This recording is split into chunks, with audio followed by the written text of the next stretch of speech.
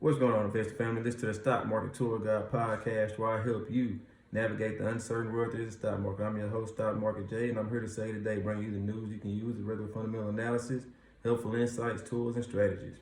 All right, guys, so as we begin, each and every episode is not financial advice. I'm not a financial advisor. I am, however, an expert at fundamental investing, doing the fundamental analysis and the research that's needed to limit risk and maximize profits. All right, that's what I'm here to do. That's what I'm here to teach you all how to do. So if you are serious about doing the work, if you're serious about doing the homework, please tune in, because that's the only way that you're able to mitigate risk is through proper education. I truly do believe that, and I truly do stand on that and speak that. Okay, the reason why I was able to have the levels of success in the markets that I've been able to have. Oh yeah, appreciate that. The reason why I've been able to have the success that I've been able to have in the stock market is due to the fact that I have educated myself to the point where I'm able to be able to see what's coming in the markets, be able to respond, not react, but be able to respond to whatever is coming in the markets, right? And I'm able to position myself in my portfolio and able to be able to capitalize on that. And you can only get that by way of education, right? So always do your own research before investing. Understand investing is risky, but there are ways that we can limit that risk, and that's by properly educating yourself. Proper education prevents poor performance in the markets. My guy Ed, what's going on, baby?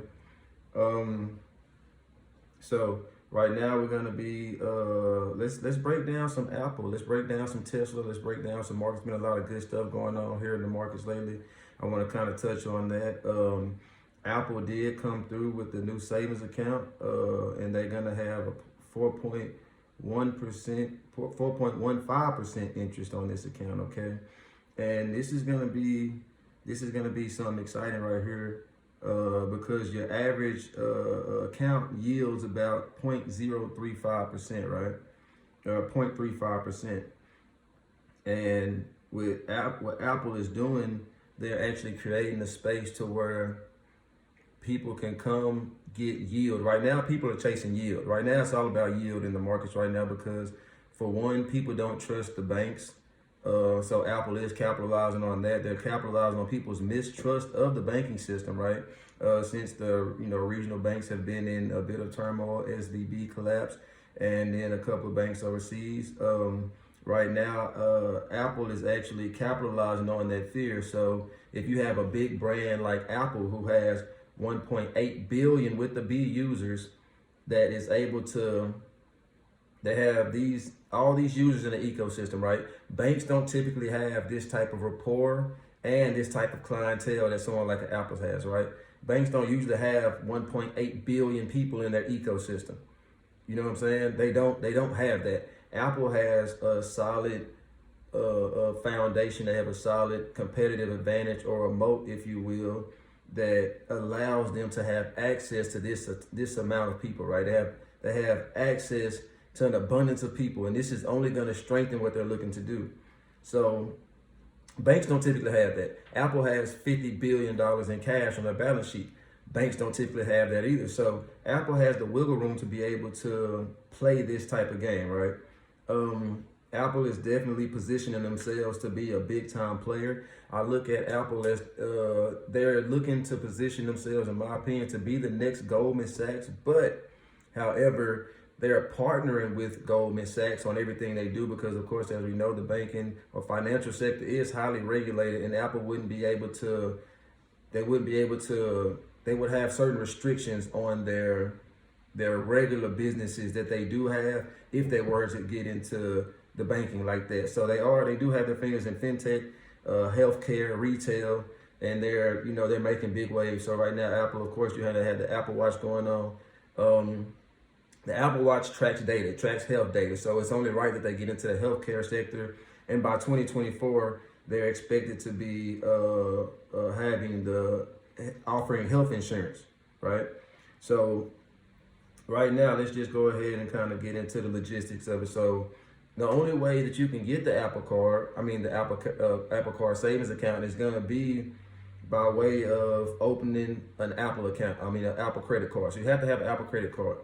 So that means that essentially you have to take on debt in order to get the 4% interest. But of course, if you know how credit works, if you know how to limit the interest that you pay, you can offset paying any interest because you're going to be spending the money anyway. You can offset any interest that you're going to pay, as well as reap the benefits of getting a 4% return on any capital that you have in the savings account. So for anyone that does know how to leverage debt, anyone that does know how to have a credit card and not pay any interest on it, this will be beneficial for you.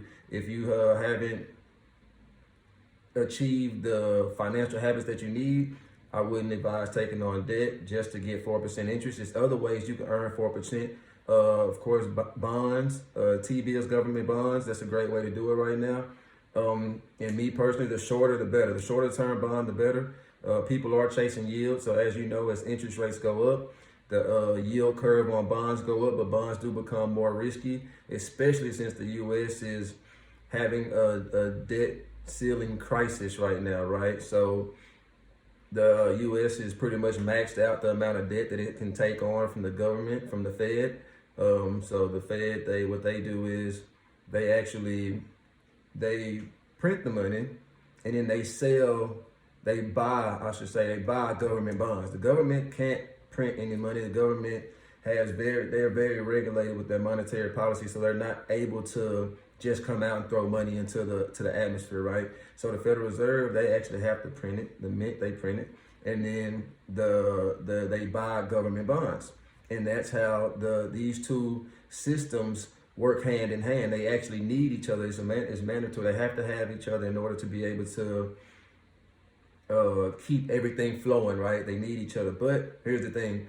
It's a bunch of regulated things. Congress, House, and Senate, everyone has to sign off on this. So right now, the debt ceiling is going to be very high. The U.S. has to navigate and figure that out. But in the short term, in the meantime, bonds are going to be a great way to go if you can trust the American monetary system, right? Because they have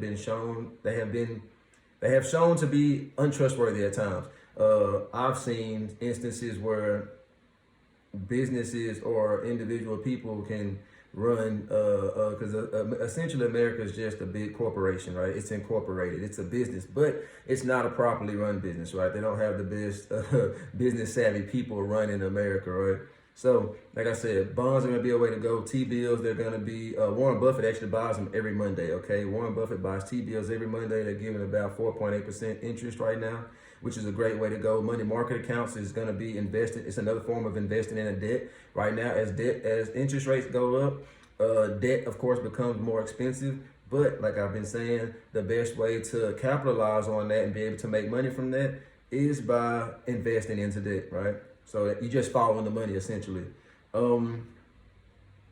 Right now, Apple they're partnering with India, right? They're partnering with India, and they're gonna be creating new they're getting new centers and everything running right there, right? Like, so they're getting new, what's those things called? New buildings, new factories. They're getting new factories over there in India because they're actually seeing a 40% growth in India year over year, right? So you have to understand China's a big market, has already been a big market. India is an emerging market, right? So with India being an emerging market, that means that as an investor, it would be wise to put some eggs in India's basket, right? You see Apple doing it. You probably see companies like Tesla doing it. You'll see other big businesses begin to go into the Indian market, right? Because they're an emerging economy. So the best way to capitalize on that is get in at the ground level.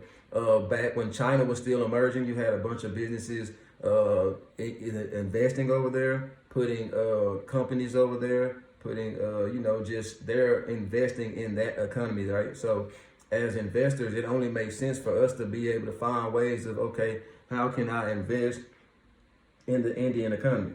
How can I invest? Hold on, my lighting just got. Okay, so yeah, how can I invest in the Indian economy? That's the name of the game.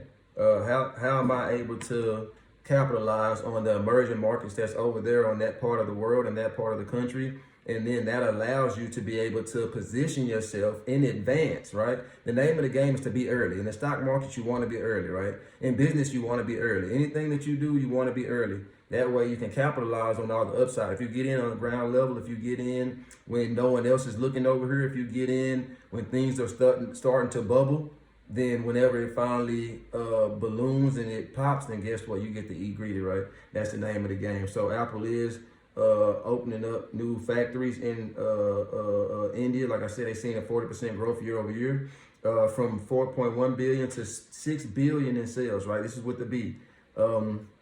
Like I said, Apple has 50 billion in cash on their balance sheet. So this is a good move for them to be able to, you have to use this capital, right? You want to get this capital moving. For me as an investor, and Apple, these other businesses, they're investors as well. Businesses invest, right? When you have so much cash just laying around, it loses value. So by way of inflation. So the only way to mitigate that or counterbalance that is gonna be by keeping that money moving, right? You have to keep it flowing. So as we know, currency, the root word is current, it has to flow, right?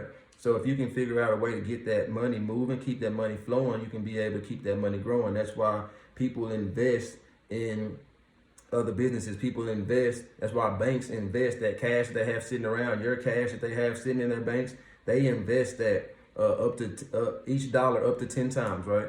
They know you have to grow this money. You don't just want a bunch of cash sitting around. So if you're an investor, everyday person, it's your job. You have the power to be able to say, okay, I have X, Y, Z amount sitting in my bank account.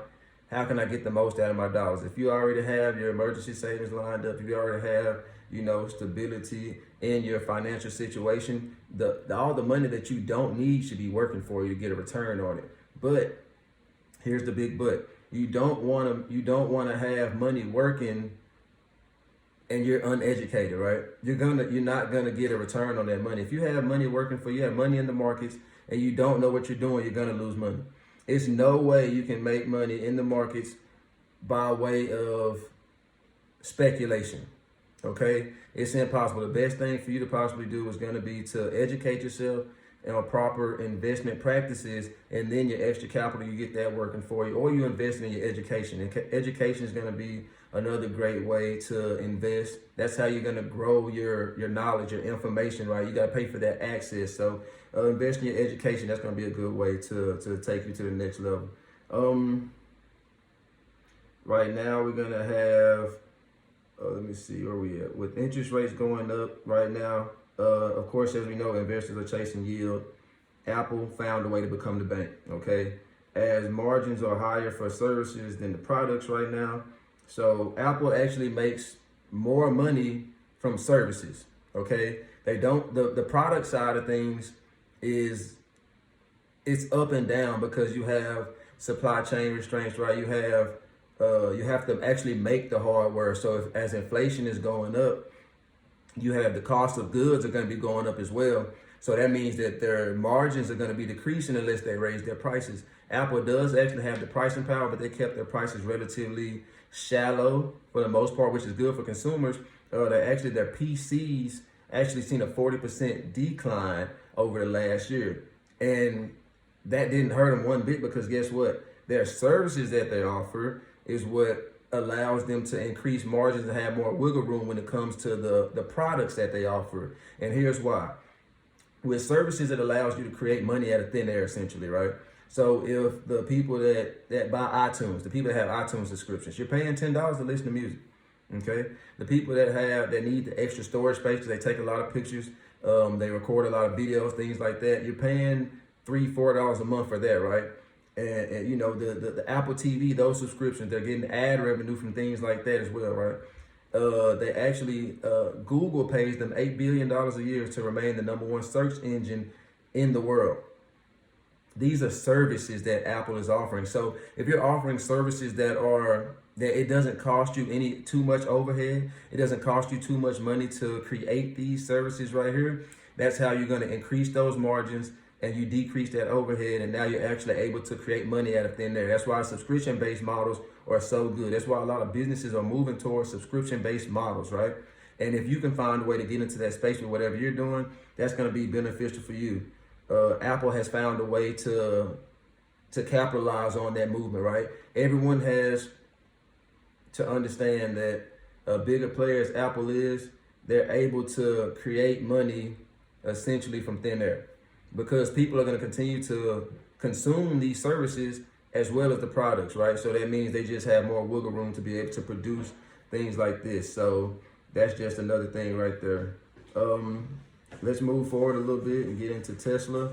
So basically what Tesla, what they're doing right now is they actually had a decrease in their net income, right? Tesla saw a decrease in net income because they've been slashing prices. Tesla been slashing prices because not of a supply issue, but because of a demand issue. So as demand goes down, they have to be able to move the products. You can't have products sitting on shelves. They actually had an increase in growth on deliveries of 36%. So Tesla right now is that what they're doing is they understand that demand is waning in the automotive industry or in the housing market, anything where interest rates are going to be a factor, right? Anywhere where interest rates will impact your ability to purchase. Because as we know, as interest rates go up, that means you pay more for the products that you're looking to buy. So 10% interest on $5,000, let's say Tesla's cost $50K. 10% interest on a $50,000 Tesla is going to be $5,000. Okay, let's say they drop the price now, it's $35,000 for a Tesla. Now you're paying 10% on that, so now you're paying less money. It's $3,500 as opposed to that $5,000 with the same interest rate, right? So now you're spending less money. So it's like they're offsetting the high interest rate environment with that. And here's the thing, they're taking the approach of let's sell more volume, but with, at a fewer dollar amount. So what ends up happening is you have lower prices but higher volume. Let's say you have 100 pieces of candy that cost you $2 to make. You sell for $5. That's a 60% margin on a $300 profit. Different scenario, 400 pieces of candy cost you $4 to make and you sell them for $5. That's a 20% margin, but you made $400 instead of $300. That's the approach Tesla is making. As an investor, you have to understand the ability for businesses to be able to pivot in any economic cycle, right?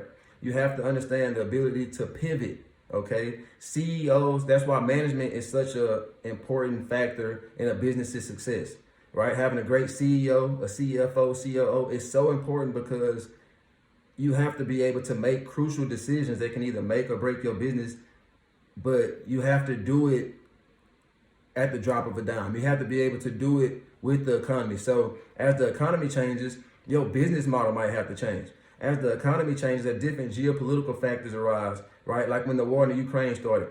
So now we got supply chain restraints tightened. We have oil, the price of oil going through the roof, right? And then it's a lessened supply. So that's why the price goes up, right? So you have businesses, they have to pivot at the drop of a dime to be able to navigate these cycles right here. You have a company like Coca-Cola right now.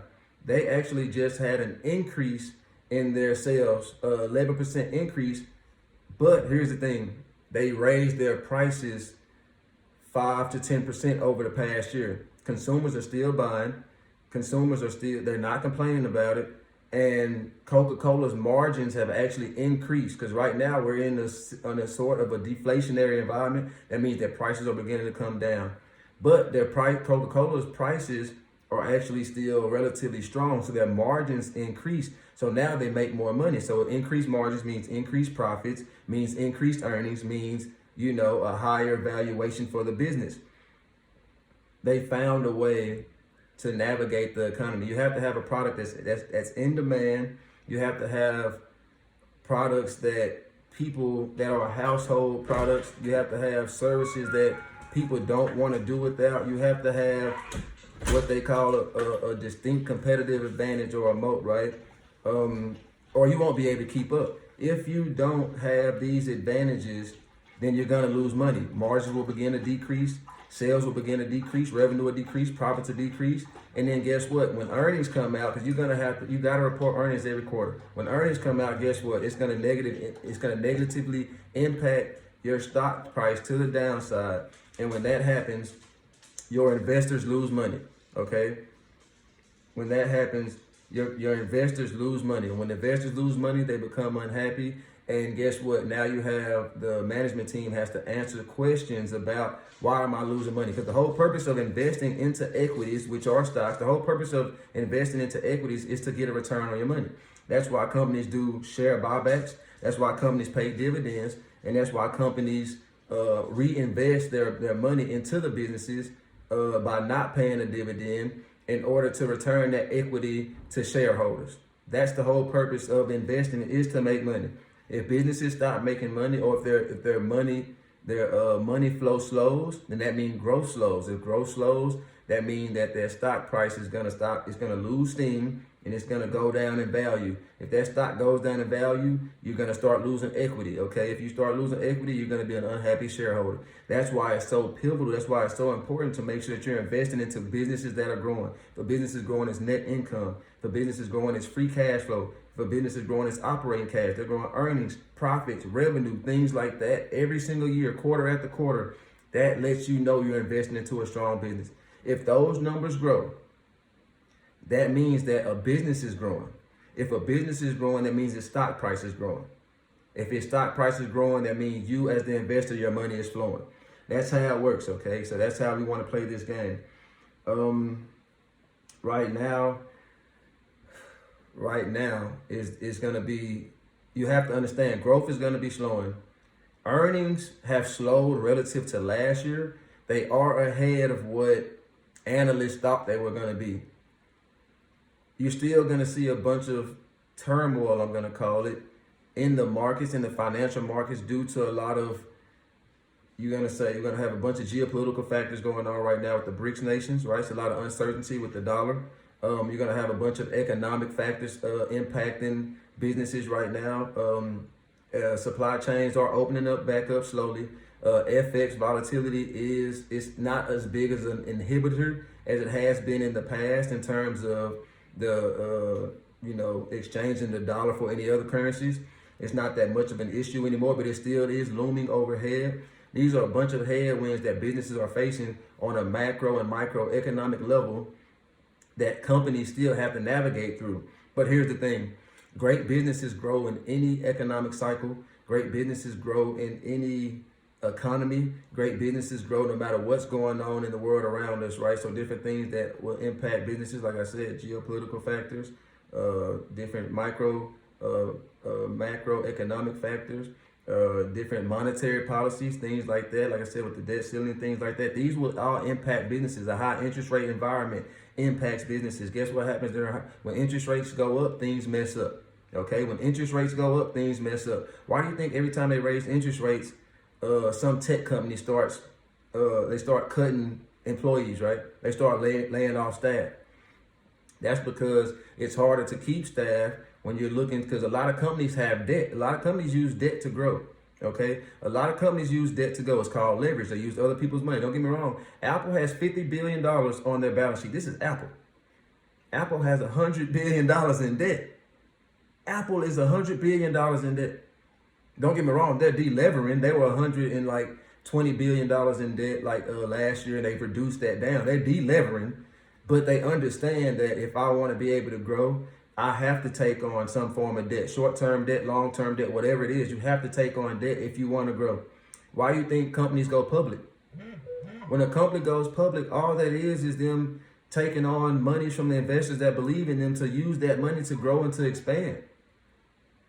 And you have to be able to get a return on that money for it to make sense. So you need that cash on your balance sheet in order. Yeah, exactly. They're not exactly. That's what I'm saying. So you have to understand that it's not bad thing when they take on debt, but you have to understand when debt becomes more expensive, companies have to make decisions.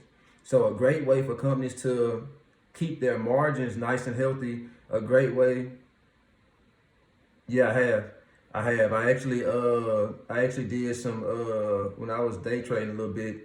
I did a couple of plays with them right there. I researched them a little bit. We'll actually talk off the cuff, and I'll give you a good breakdown on them. They're not bad, though. And that's another thing, though. I'm glad you said that.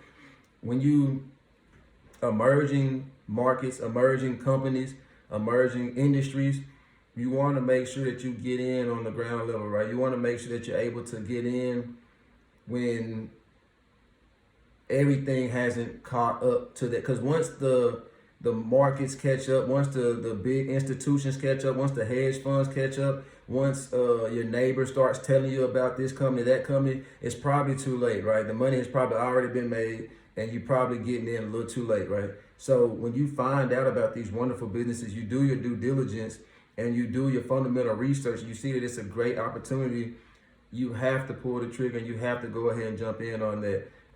And it's, for some people, investing in businesses that aren't profitable is a bit of a roller coaster ride. That's why you have to have the emotional intelligence to be able to invest, right? You have to have the emotional fortitude to be able to invest. If you see a company like Tesla, when they were first, before Tesla just became profitable over the last 2 years. Tesla wasn't profitable at first. Tesla just became profitable. Don't get me wrong, they've always had a lot of money. They've always been a growing company, really fast growing company, but they were not profitable.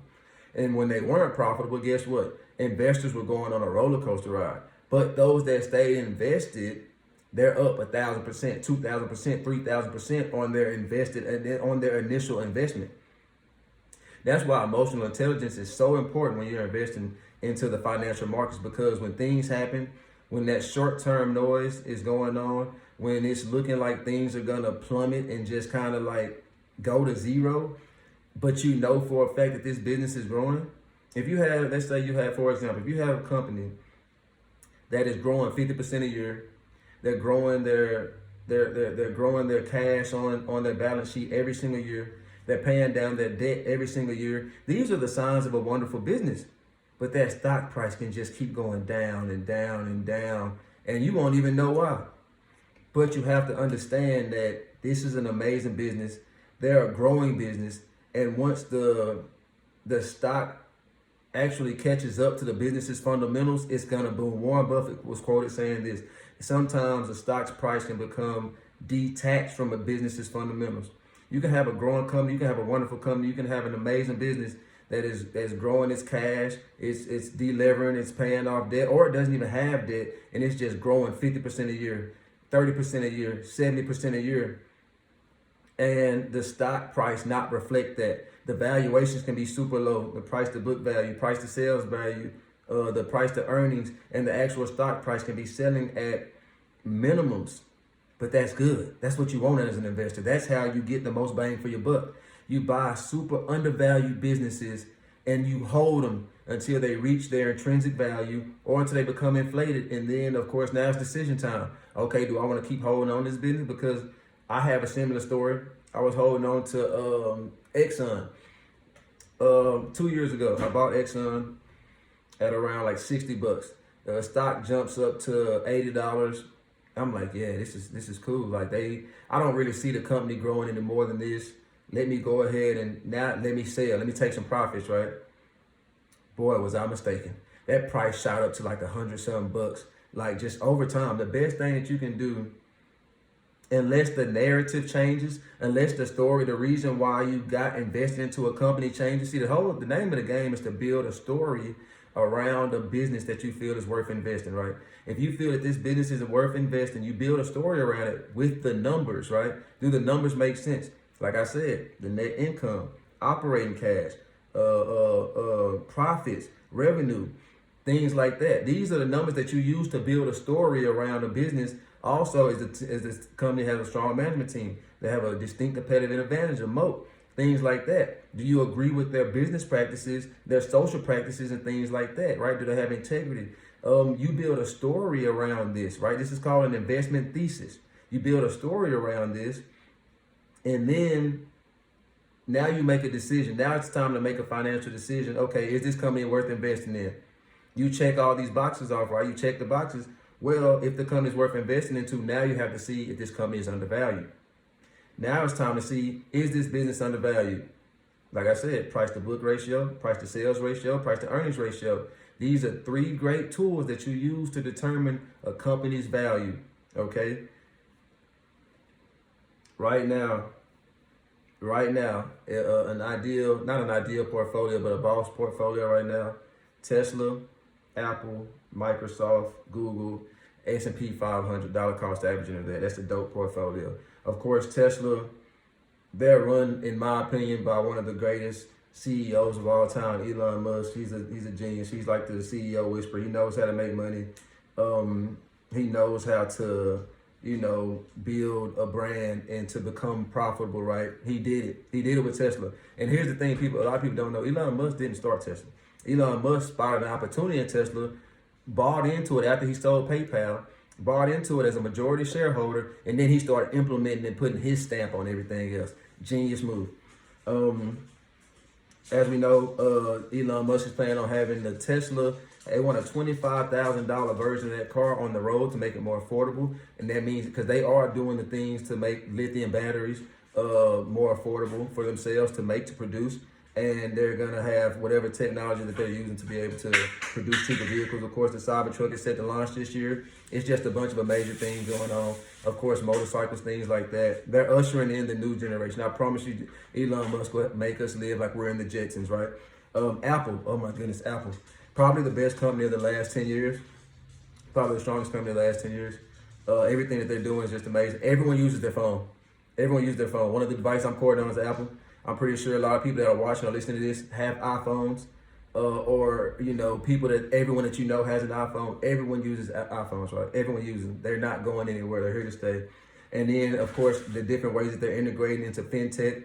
They're already in retail, and then into healthcare, and then, of course, being able to move money and use money by way of the Apple Card, the credit card, and the savings accounts. Boss moves. And of course, healthcare, when they do the health insurance, that's just another way to add another stream of revenue, because as we know, insurance company invest, right? They invest the money that you pay into those policies, they invest it. That's how you're able to get that return on that money, right?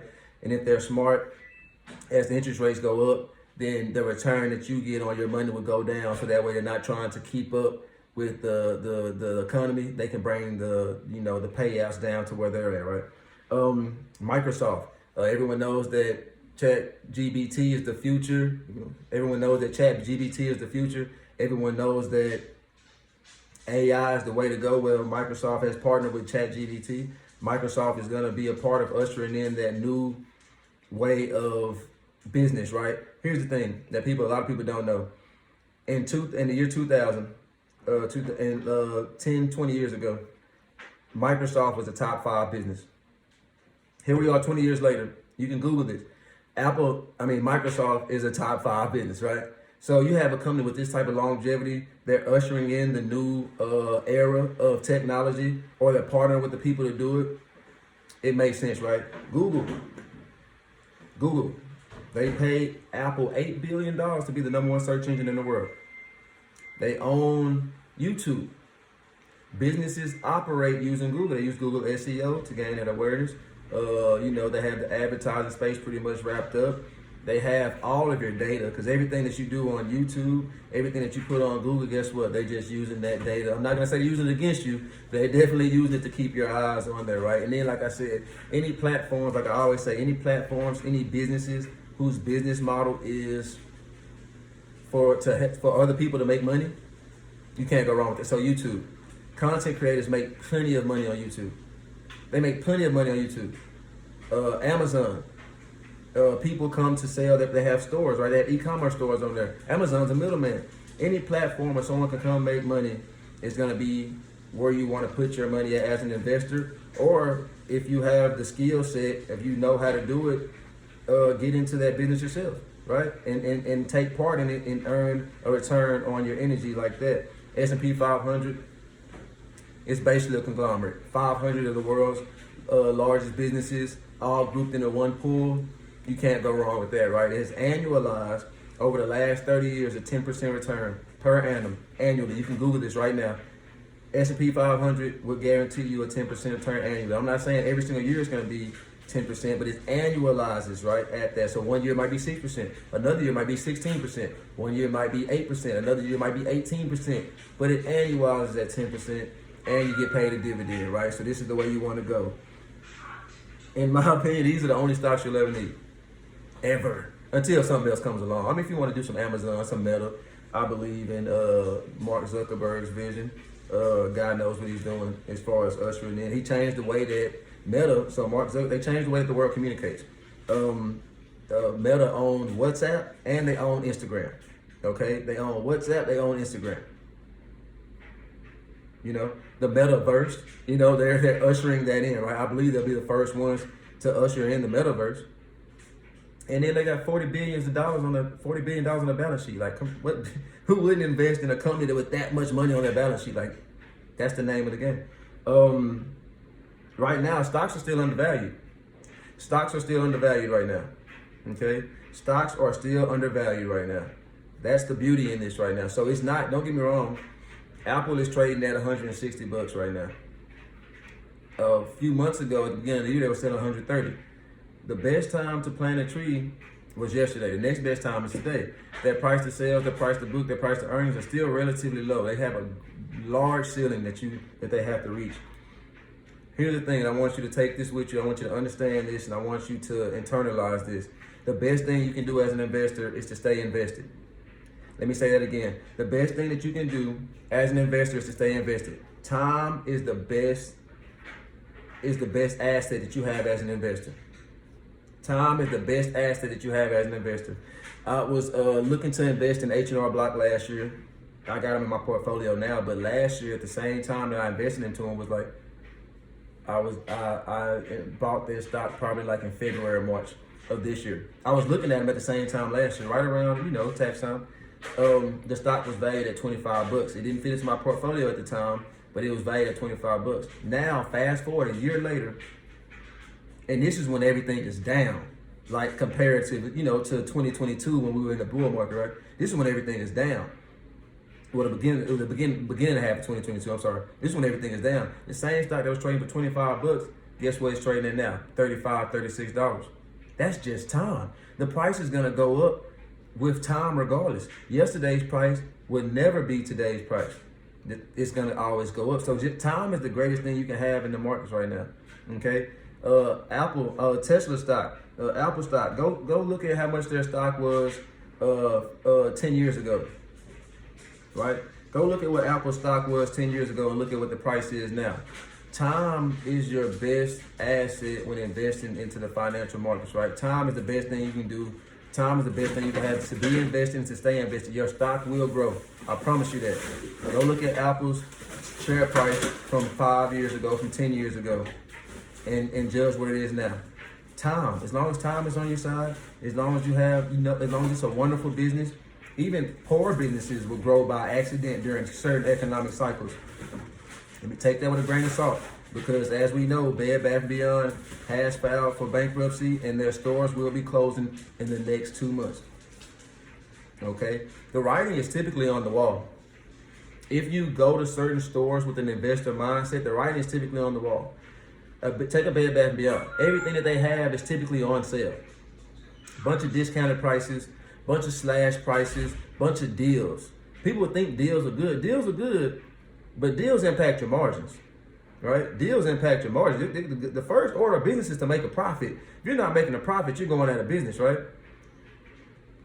So you have to understand, as an investor, you have the best, not as an investor, but as an investor that's not an institutional investor, just being a regular everyday person, you have the best foresight. You have the best vision as to what's happening in these businesses.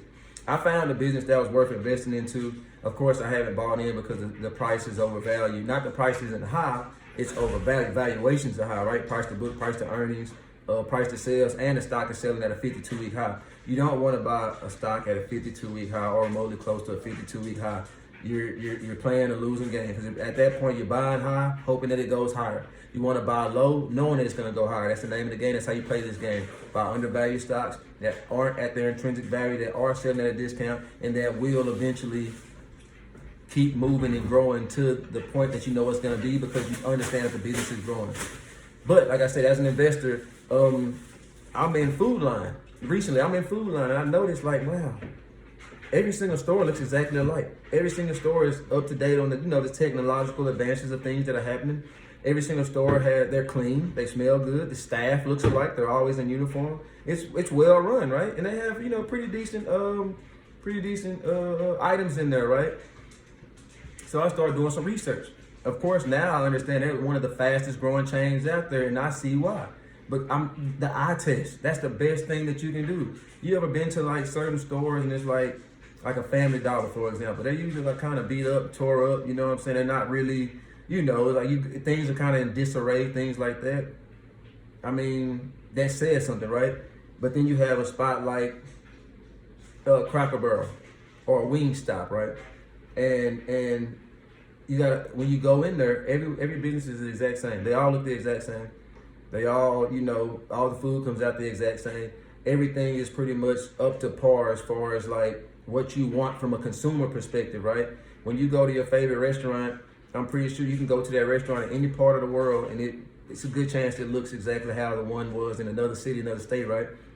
And that's how you can kind of begin the basis of determining what could potentially be an investment. Now, after you do that, now you got to do the fundamental research. Now you got to do the fundamental analysis. Now you have to come up with an investment thesis. Now you have to do an inversion of that thesis and figure out why you shouldn't invest in that business. Now you have to listen to the earnings call. Now you have to read the 10Ks, the 10Qs, the financial statements, the income statements, balance sheet. Now you have to do your due diligence, right? And build a story around this business. But the majority of the stocks that I own have come from just me as a regular individual person, me just living my regular everyday life and figuring out and seeing what businesses are doing. That's the best way that I picked the best stocks right there. Okay, I'm not saying to only invest in things that you do or products that you consume, but that's a great starting point, right? That's a great starting point. I invest in a business called Endeavor. That's a stock that's on the rise right now. They actually own UFC. And of course, right now, UFC is partnering with WWE. That's a whole different thing. I'll get into that another day. But I was watching an interview with Dana White, the CEO, president of UFC. He was talking about how he grew that business from a $1 million business to a $1 billion business. I thought, wow, you grew this company from that to that. Let me go dig into the financials and see what's going on, right? Let me go in here and dig into this business's financials and see what's going on. Because at this point now, I want to make sure that, is this a good investment for me? Is this a good investment opportunity? You have to do the due diligence. You have to do your fundamental research if you want to run across quality stocks and build a quality portfolio. I've done this. I've lived this. I've done this day after day in the markets every single day, educating myself, seeing what's going on in the economy, seeing what's going on in different businesses, in different sectors and industries of the markets. And that helps me make proper investment decisions, right? Being in the markets every day, having an investor's mind of, man, this X, Y, and Z happens, so it's going to impact these businesses, right?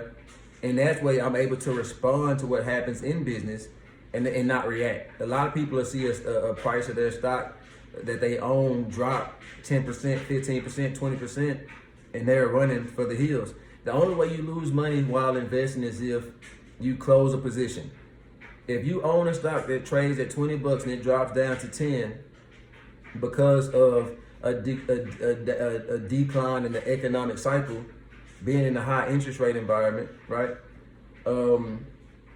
Being in, with a bunch of geopolitical factors, having supply chain restraints, you got to understand the stock price is going to go down because of pessimism in the markets. Investors and institutions control these stocks prices by way of putting money in and pulling money out, okay? If a big institution puts a bunch of money into a stock, it's a good chance that price is going to go up. If a big institution or a big time investor in a business is pessimistic of the markets, they're capitulating, they have a negative connotation around the markets, that pull out a large sum of money, that stock price is going to go down. Typically when stock prices go down, what you have is called a sell-off, right? People will begin to just sell shares out of pessimism, out of fear. They sell out of fear, not understanding how to play the game. The best thing that you can do, because here's the thing, if you bought into a business and you own this company, it's because you made a conscious choice that this business was going in the right direction. This business was growing because due to the fundamental analysis that you did, you came up that this business is growing. you came up that this business is on its way, it's going where I want it to go. Let me partner with this business.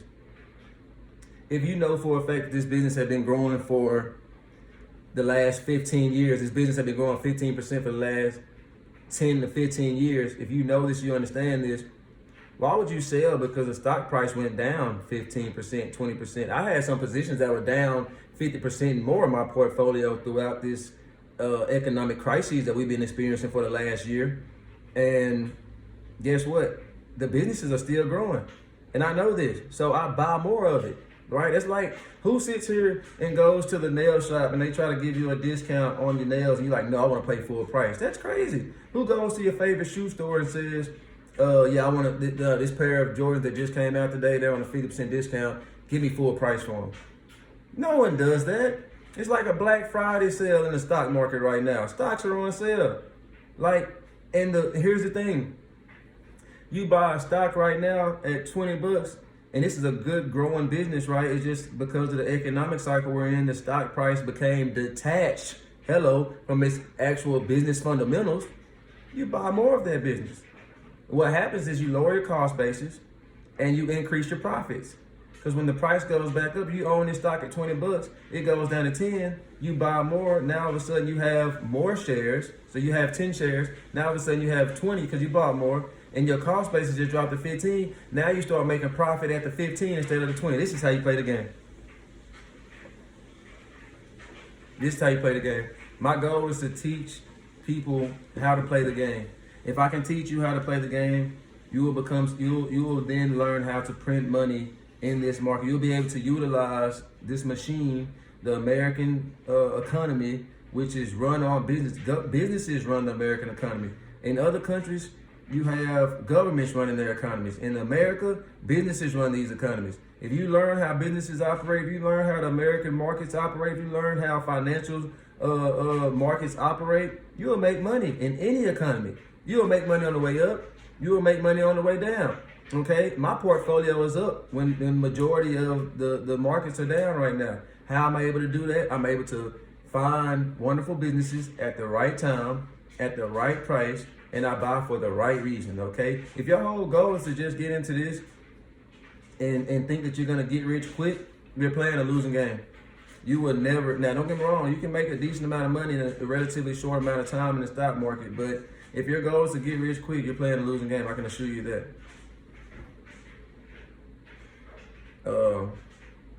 Definitely stay tuned. I got a lot of stuff in the pipeline right now. Stay tuned and make sure that you're in the loop of what's going on. I got a lot of things that I've been doing, a lot of things I've been working on behind the scenes, and I'm about to bring so much value to the marketplace. Right? My education center is going to get on the way. I'm definitely looking for students. And I have a bunch of things in the pipeline going on right now. Stay tuned in. Keep educating yourself, do your own research, and make sure that you're making the right financial decisions before investing, right? Investing is already risky. Any form of investment is risky, but you can limit that risk by doing research. Stay tuned in. And don't just listen to me. Don't listen to me. Listen to yourself. Go get other opinions. Get a bunch of different opinions, get a bunch of different perspectives. Take what you feel is good. Take the meat and leave the bones. Take what you feel is good. Leave what you feel is not good. And then at that point, now you're forming a perspective. You're forming insights, right? You're forming a philosophy around investing, and that's how you play this game. So I got a bunch of things in the pipeline. Stay tuned in, and we're gonna make sure that you get the most value. Make sure that you're actually able to learn this information. I can just sit here and talk all day. You won't learn a thing. But if I can sit here and educate you properly, then now you're learning a valuable skill that can change your life, right? Stay tuned in. Stay invested. The best thing you can do is stay invested in the markets. Time is your best friend in the markets, okay? And continue to do your own research. Until next time, I'm Stock Market Jay. I'm here to say today. Peace.